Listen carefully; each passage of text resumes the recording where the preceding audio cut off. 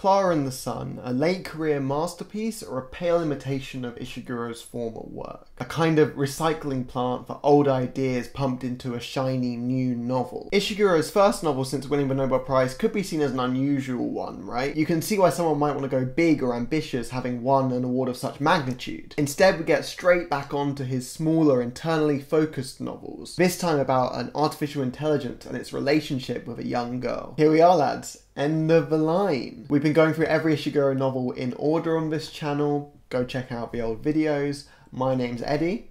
Let's go. We start the novel in which our main character, Klara, is for sale as a kind of artificial friend, a companion AI for younger children. Klara is very curious about the world outside. She has a kind of worship-like relationship with the sun, who she kind of considers as kind of this God providing sustenance and nourishment for the AFs. When she and her friend Rosa, another AF, are in the coveted window spot, she picks up on things that her friend does not pick up on. For example, a fight between two people, or an AF following behind their child in a way that kind of suggests obedience rather than friendship. She also comes to notice the RPO building, a big office building opposite the store, and the homeless man that's sleeping outside of it. One day, a small girl comes up to the window and starts to talk directly to Klara. The two immediately bond, and she promises that she'll come back for her. Then comes the Cootings machine, a machine that's kind of pumping out gas and fumes in front of her store. Klara overhears people talking about pollution and the pollution that it brings, and all of the AS feel weaker while it's outside. Whilst waiting for Josie to come back and fulfill her promise, Klara just kind of dissuades other customers from talking to her. At one point she freezes up and just kind of refuses to acknowledge the child that is addressing her. The manager is a bit like, Klara, mate, you gotta understand, not every kid is going to keep their promise, you know? Eventually, however, Josie does return and convinces her mother to take Klara over the newer B3 model of AF. Josie's mother has Klara show her her observational skills, making her imitate Josie's walk and telling her what she's wearing, and eventually is persuaded to take Klara. Now, Josie is sick, and she's already told Klara this fact. She has to rest often, although Klara is very happy to be whatever Josie needs her to be. Living in the house is confusing for her. She has to quickly learn the rules there, including staying out of the way of Melania Housekeeper, as she refers to her, who is a hostile presence towards her, as well as the relationship between Josie and her mother Chrissy, which is strained in certain aspects. One day, Josie mentions that you can kind of see where the sun goes down at the barn, kind of at the end of the field outside her house. Klara takes this to mean that this is literally where the sun goes to sleep. Reminder that Klara does worship the sun.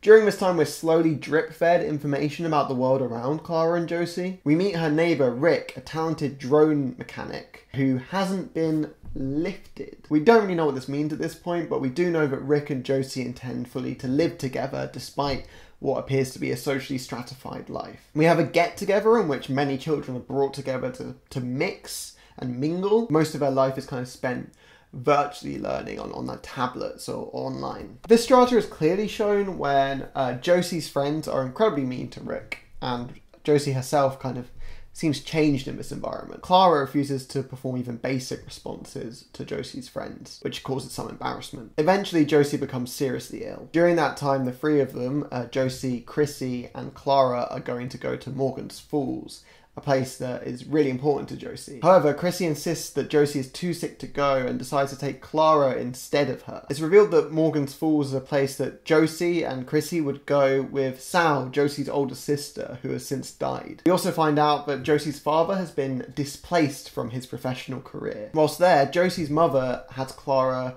imitate Josie and indeed has a conversation with her as if she is her daughter. During Josie's sickness, Rick comes over more and the two of them play a game called the Bubble Game, which creates some tension between them. When Klara goes over to Rick's house to kind of try and mend this relationship, she finds out the full details of what lifting actually is. It transpires that it's a kind of genetic engineering that students go through in order to get access to the best university places and the best prospects in life. Rick hasn't had this process, but is still trying to apply to universities, but there's only one that's likely to take him, and it's still a long shot. When Klara visits Rick, Rick's mum also informs her that she saw Chrissy, Josie's mum, carrying along Sal outside 2 years after Sal had died. Not a corpse, to be clear. not a corpse.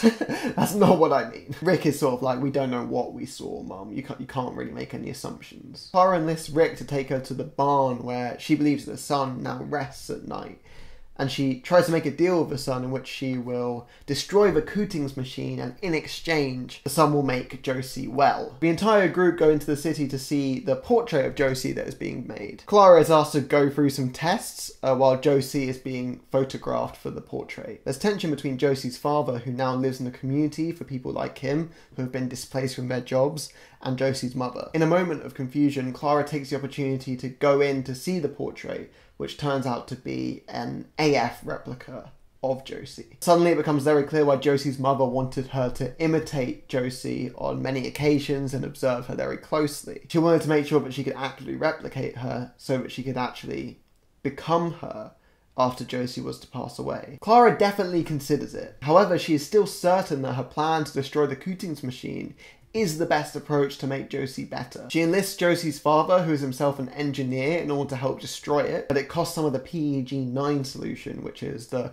kind of thing that powers Klara's brain and her thoughts and her capacity. They believe they successfully destroyed the machine, though Klara doesn't know how much of herself that she's lost as a result of it. As they leave the city, she sees another Cooting machine, knowing that in the end her quest was to an extent futile. With Rick's help, she goes to the barn one more time to beg for forgiveness and ask that he still continues to help Josie. Miraculously, as Josie seems to get as ill as she's ever been, the son comes into the room and from Klara's perspective, heals her. It's amazing, everyone is overjoyed. Klara, who is no longer needed to imitate Josie, slowly becomes of less and less relevance to the household. She essentially begins to stand alone in little more than a cupboard. Rick and Josie drift apart, which really begins to worry Klara, as Klara kind of promised the son that they were truly deeply in love and that's why the son should have saved them. But Rick confirms their love was real, even if inevitably they drifted apart due to the social strata in their life. Klara finishes the novel alone on a scrapyard, kind of just sitting and waiting out her days. She's unable to move, and even though there are some other AFs in the scrapyard, she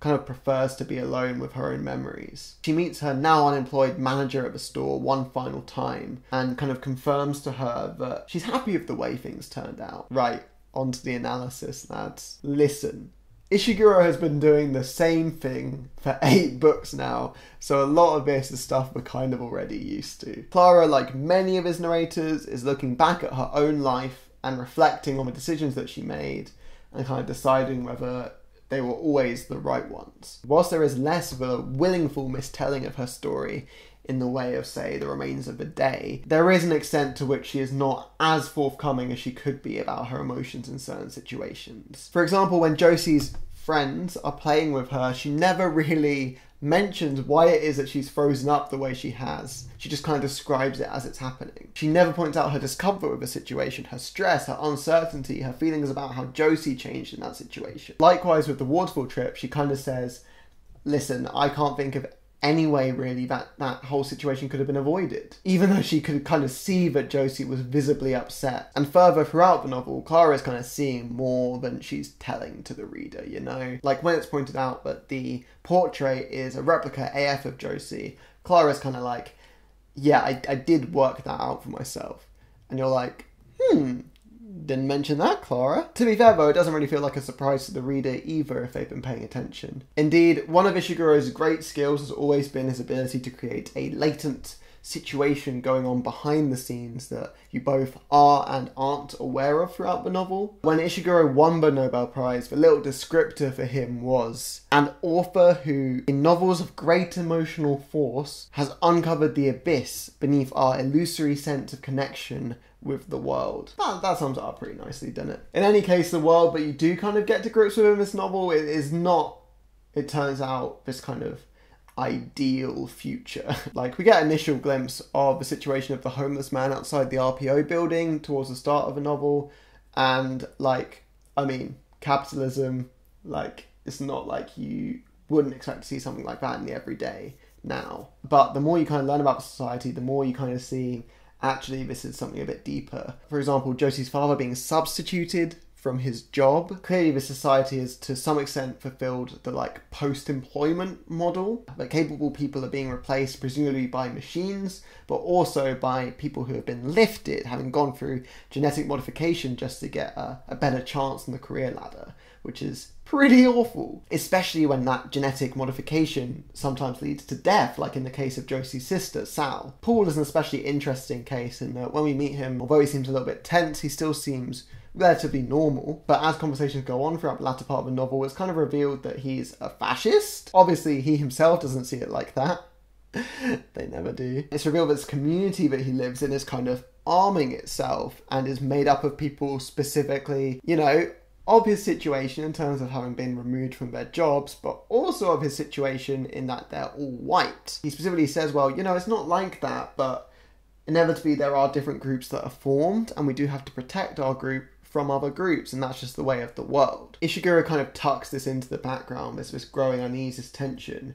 Like, he even kind of drops in the fact that there was some kind of attack in the city that very day, but we don't really know what that entails. And it kind of highlights how for people like Josie and Josie's mother, Chrissy, they can mostly remain out of it in the day-to-day, in the mundane, even though these things are slowly impacting them and shifting the way they live their lives. And obviously Klara's conflict with the Cootings machine can be seen as, you know, a mini commentary on climate change, on how you destroy one machine, there's still going to be another machine going on, like, you know, is it just inevitable? The novel also asks a question about artificial intelligence, about what point are you no longer a human, what point do you become a human, where is the boundary with that, and genetic modification as well. This inevitably leads to comparisons with Never Let Me Go, Ishiguro's novel about cloning. Like Never Let Me Go, there's once again a backlash to AFs in this case that we don't really find out about till the end of the book. Indeed, after Klara fulfills her purpose for her family, she's just kind of left to rot for the end of the days, though they themselves see it as kind of a mercy, I think. You gotta say, this is kind of a harsh treatment for someone who was going to replace their daughter. Like, that's quite a switch to flip in your head, you know? But there is, of course, a question about whether Chrissy would herself have actually been able to go through with it. Paul thinks he would have been able to go through with it, but kind of sees himself as a bit cold because of that. Kind of is like, I'm not proud that I might have been able to go through with it. I don't like that about myself. He was scared that he agreed that Klara would essentially be Josie if everything was worked out in a computer to exactly imitate all of her different behaviour. The idea of what it is to be human is also reflected in the bubble game during the novel. One argument I think that Ishiguro is keen to make here is how difficult it is to truly know what is going on with other people and understand their minds. This is a theme that we've seen throughout his work. This game allows Josie and Rick to kind of cut through the noise by Josie drawing a picture of something and a speech bubble, and then Rick filling it in, allowing them to directly talk to each other about their thoughts without, you know, going through the awkwardness that entails. But it also gets to the root of how difficult it is to hear what's going on in other people's minds, and it does lead to tension between them, but overall a more fulfilling relationship. The one element of Klara and the Sun which I would regard as kind of a little bit unique within Ishiguro's work is the place that hope has within it. Klara's hope, in contrast to like the fake jaded hope of Ono or Kathy and Tommy's kind of doomed hope, is remarkable in that it's actually fulfilled. She's able to achieve the postponement of death that the characters in Never Let Me Go could only have dreamed of. Of course, Josie and Rick don't end up together, but Rick's acknowledgement that love is something that will always be there for them is bittersweet, but also deeply moving. Indeed, throughout the novel, characters again and again choose to try and help Klara, even though they know that it's basically pointless, it's a fool's errand, you know? Like, this AF that wants to destroy a Cootings machine, like, how is that going to help their daughter, help their best friend at all? Whether it's Melania, housekeeper, who doesn't trust Klara at all, or Rick, who takes her to the barn despite being a bit baffled by it, or Paul, who, despite his precarious situation, is more than willing to help Klara destroy the Cootings machine. These are people that have no reason to be hopeful, given what's happened to them in their lives and what's happening in the world around them. But yet they are. And that's kind of beautiful, isn't it? And a welcome new aspect to Ishiguro's novels. We need more joy, lads. Let's embrace it. Klara and the Sun is, in my opinion, a worthwhile and interesting late career addition to Ishiguro's bibliography. I hope you enjoyed going through all of Ishiguro's novels with me. I had a lot of fun doing it on my end. And let me know what you thought of Klara. Let me know how you kind of see it fitting in with the rest of Ishiguro's novels, or if you think it was a misstep for him late in his career. I will see you next time. Well, I don't know what video I will be making yet, so we've got that to look forward to. Bye for now.